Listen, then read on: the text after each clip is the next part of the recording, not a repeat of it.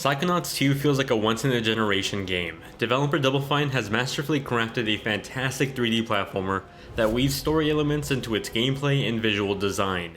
When Microsoft started acquiring developers left and right, I suspected we'd see the fruits of their labor flourish, but not for a few years. Well, if Psychonauts 2 is any indication of what's to come, then let me tell you now, we're in for one great generation of games from Microsoft because Psychonauts 2 is easily a Game of the Year contender for me. But before we jump into this review, make sure you hit that subscribe button and hit the bell icon to stay up to date on my reviews. Any comments and likes on the video are appreciated as it also helps it come up in search, so let me know. What's your most anticipated game coming up? It's been a long 16 years since the original Psychonauts came out, and about 4 years since the last VR installment was released. So to say that Psychonauts 2 was a long time coming is a bit of an understatement. Nevertheless, I'm happy to say that the wait was worth it. While many years have passed for us, for our hero Raz, it's only been a few days since the ending of the first game. Psychonauts 2 follows up directly after the first game, although there's a handy summarization of the first game at the introduction for those just starting the series here. We play as 10-year-old psychic Raz, who just saved the leader of the Psychonauts from the clutches of the insane part dentist, part brain surgeon, Dr. Lobato. Together with the rest of the Psychonauts, Raz jumps into Lobato's mind to uncover their motivation behind the kidnapping in the first place. To everyone's surprise, the answer isn't so straightforward, leading to the sequel's real story that dives into the mysterious past of the Psychonauts themselves. It's an incredibly well done story that tackles the regrets and decisions made by many senior members of the Psychonauts. Developer Double Fine effortlessly strikes a balance between the wacky, chaotic world of the Psychonauts, with many real-world mental health issues that are addressed so well. From the get-go, a warning message describes what you can expect from the story and where it goes in regards to mental health.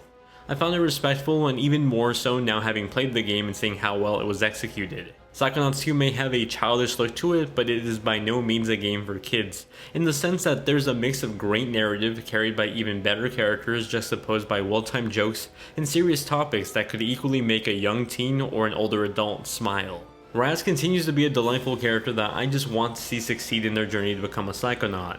His love interest Lily continues to be a fun opposite to him and always steals any scene that she's in. There's also a handful of new characters Raz interns with that sort of act like the antagonists, yet are still rather likable for what they bring to the table personality wise. While there's plenty of jokes and inside references across the 12-hour story that you might miss out on if you skip out on the first game, rest assured that you'll be able to understand the general plot of its sequel without any prior experience. And for those just looking for a longer game, also rest assured that tackling all the side missions and talking to all the NPCs, those of which contain story details and moments you'd otherwise miss, can also elongate the entire playtime well above 20 hours. Accompanying the amazing narrative are some of the best platforming gameplay and level designs I've seen in a 3D platformer in years. It very much feels like the long-awaited Psychonauts sequel we've wanted with Microsoft money to back it up.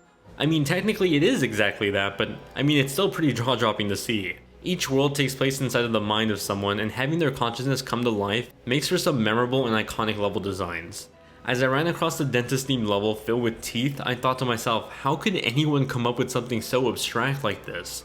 Those thoughts continued up to the game's credits as each new world left me more shocked than the last. Each world directly reflects the mind of the person you're in. That means not only are the visuals different, but the mechanics of said level completely change, also changing how you in return play the level. One level had me diving down a human-sized pachinko machine, as I also dove into the metaphorical meaning of the level's presentation. Every little detail from the corners of one room to the artistic design choice of the railing, all meant something specific to the mind I was in. I found many of these small but well thought out elements consistently while playing the interconnected gameplay woven narrative being told. Not only was I playing through new mechanics that reinvigorated the platforming through the game, but I was also learning plenty of details of the person I was currently investigating. It was easily some of the best environmental storytelling to date. While that may all sound complex on paper, Psychonauts continues to feel like a refinement of the combat and platforming from the 2005 original. Back then, the first game was a cult classic, but also suffered from some mid-2000s era clunky platforming. On a rare occasion, you can find moments like that here, but the refinement and mechanic optimization improvements are night and day with the sequel. A lot of the psychic powers from the original game are back with some added polish, and they're unlocked rather quickly. The levitation, for example, is pretty much given to you within the first hour, and quickly lets you roll across a level and then swap to levitating in midair. These powers come in handy for solving puzzles, finding secret areas, platforming, and of course, combat. Combat specifically feels much better now. Part in thanks to the power redesigns and partly due to the gameplay refinement. It feels much more integrated or important like the platforming, rather than just a tacked on element. These powers can be upgraded using collectibles you search for in every level. Collectibles continue to be a big part of Psychonauts too, as they're scattered just about everywhere, lending to that early 2000s era feeling platforming. Like those classics before it, exploration here feels organic and inviting. For as much as you can play this game in a linear fashion, you can go off the beaten path and do the completionist route too. There's a handful of side missions, collectible challenges to complete, and just conversations to be had with NPCs to elongate, not pad out your playtime. Everything here, optional objective or not, feels like it has a purpose and a reward for it. On its surface, Psychonauts 2 looks like a modern take of a mid-2000s era platformer that you probably grew up playing on a PS2 or Xbox original. And while it technically is, it stands up above the rest for its immaculate design that takes a different art style and level design depending on the consciousness that they're based on. These levels are unlike anything I've played before and often left me wondering how could anyone come up with something so abstract. It really is a testament to the creative minds over at Double Fine. I found myself getting lost in the environments and they looked as beautiful as ever. Character models are filled with life as I wandered through the Psychonauts headquarters. There's this great sense of detail when it comes to the little things like the extra dust smoke that comes up over a dirty carpet, or real-time reflections in the glossy corridors of the office. The world of Psychonauts is weird and oddly beautiful. Character animations have this sense of polish to them that evoked various emotions depending on the scene and said character. I equally felt touched by some of the more serious topics as much as I laughed during some of the more well thought out jokes. Admittedly, the speaking animation for some of these characters could be a bit better, although that also might be due to some of the more unique designs of the characters. It was a small blemish on an otherwise work of art. As for performance, I reviewed Psychonauts 2 on Xbox Series X, Xbox Series S, and a PC running an RTX 3060 and a 3700X. My Series X and PC were more than capable of running at a native 4K 60fps, with the PC being set to max visual quality presets. The Xbox Series S on the other hand was able to do either a 1080p 120 frames per second that hovers around 110 to 120 or 1600p at a locked 60 frames per second. PlayStation 5 ran the game through backwards compatibility and was able to run at a locked 1440p 60 frames per second, while the last gen consoles ran at 30 frames per second locked with varying resolution. While you can play this on just about anything except a Nintendo Switch, I highly recommend going with the system that can do a 60 frames per second locked performance, as the difference in platforming is noticeable. Psychonauts' original composer Peter McConnell returns for the sequel's new selection of music. I found the library of new tracks to be delightful.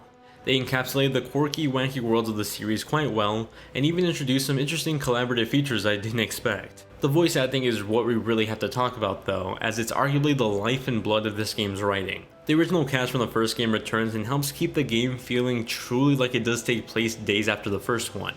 Hearing all the familiar voices felt welcoming, including the new actors that bring a sense of life to their new characters. It's not just from the main cast either, as some NPC characters that you can straight up just never interact with if you choose not to, can equally steal the scene thanks to their delivery of some well thought out writing. Hey Sam, aren't you not supposed to tap the glass? No, it's the opposite. You're supposed to tap on the glass to keep their heart rates up.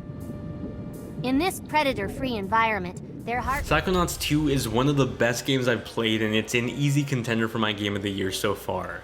It tackles various themes of mental health while incorporating humorous and well thought out writing, fantastic worlds to explore with refined tools to do so, under one of the most iconic presentations I've seen in a video game.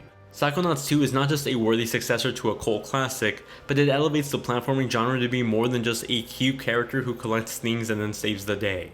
It's an excellent example of Double Fine's pedigree in the industry, and their best game to date.